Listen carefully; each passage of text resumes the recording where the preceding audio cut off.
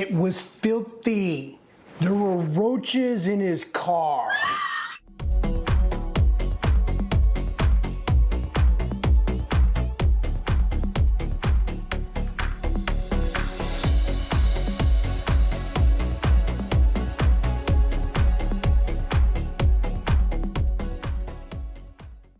Hi, I'm Andy and welcome back to my channel, Confidence Code.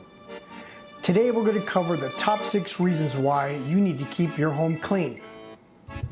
There's an entire lifetime of reasons to keep your home clean, but let's cover the basics. Number 6, hoarding. It's a safety matter. A few years back, when I lived in Utah, my neighbor across the street was a hoarder. Had that house caught fire, there was plenty of fuel to burn it down to ash and cinder. It became so bad that the junk he amassed ended up spilling into the street, and I have pictures to prove it. I'm not saying that you're going to become a hoarder, but why initiate such a bad habit? Don't collect junk. You know what? A lawyer friend wrote me a letter, and in that letter, she explained the city ordinance, and I had delivered to the mayor's office. You know what? The problem was eventually solved. Thank goodness. Number 5, keep your kitchen clean. You know, I'm guilty of this from time to time, leaving your dish or two in the sink, or your comal on the stove, not cleaning up the burnt cheese after making a quesadilla. It happens, I understand. However, you don't want your dishes stacking up at the sink growing mold. I've seen it. No growing anthrax. Now this is a true story.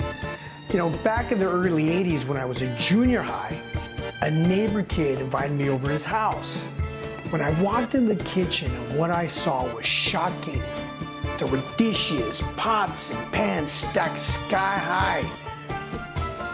But most terrifying were the June bugs in the stove. Yes, you heard that right. There were June bugs in the stove. You know what? To this day, it still freaks me out. Can you tell? Just think, June bugs in the stove. Number 4, your restroom. Now this is obvious.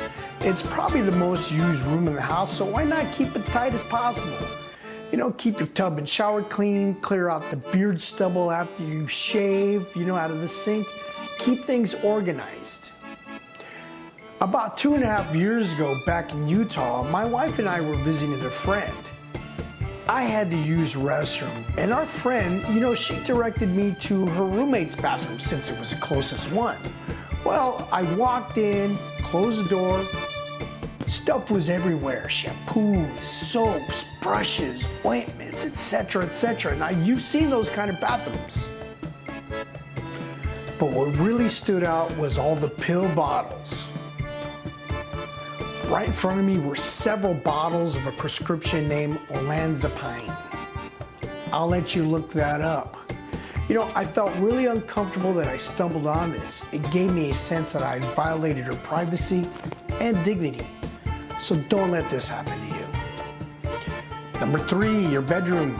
Yes, the space where you at least spend 7 hours a day there.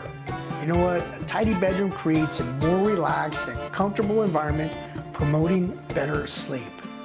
Knowing where your things are and having an organized space gives you a better sense of control and order, and we all want that. Number 2, your car. This is off the title, but I thought I had to mention it. A long time ago, I think it was 1990, I was still in the Marine Corps. I was at a party with my friend Robert, rest in peace. He had a friend named Cedillo. I met him. He was a cool dude. Later on that evening during the party, Robert comes up to me, red-faced, laughing, and barely breathing. He says to me, "Hey man, come here. I have to tell you something." "What's up, man?" "Come outside." He pulls me out the door, starts laughing out loud, and said to me, "Hey man, Cedillo has roaches in his car." "What?" "Cedillo has roaches in his car." I've never heard of such a thing. Roaches in a car? He grabbed me, dragged me over to the car. It just happened to be parked under the streetlight. The car was trashed.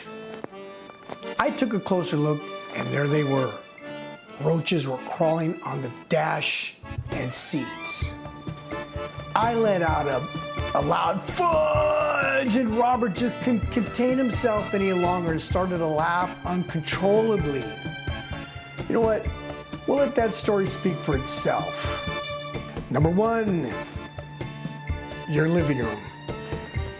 It can create a great first impression or a very opinionated one later.